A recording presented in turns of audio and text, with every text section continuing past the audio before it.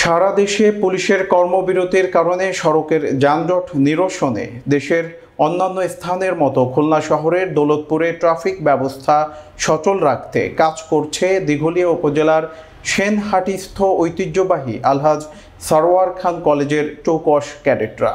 খুলনা প্রতিনিধি রাসেল আহমেদের প্রতিবেদনে দেখুন বিস্তারিত।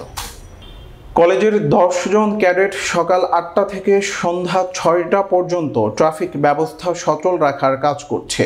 বর্তমান সময়ে ট্রাফিক না থাকার কারণে সাধারণ মানুষের যাতে ভোগান্তি না হয় তাই এই ব্যবস্থা করা হয়। বিএনসিসি সুন্দরবন রেজিমেন্টের নির্দেশনা ও আলহাজ সারোয়ার খান কলেজ বিএনসিসি ইউনিটের সামরিক প্রশিক্ষক সার্জেন্ট তরিকুল ইসলামের তত্ত্বাবধানে ক্যাডেট বৃন্দ এই মানবিক কাজে আত্মনিয়োগ করেছে। ট্রাফিক দায়িত্ব পালন করেছে সাকি, তাফি, তামিম, রিমি, উর্মি, মারুফ, স্বর্ণা, বর্ণা, গোলাম ও স্বয়ং।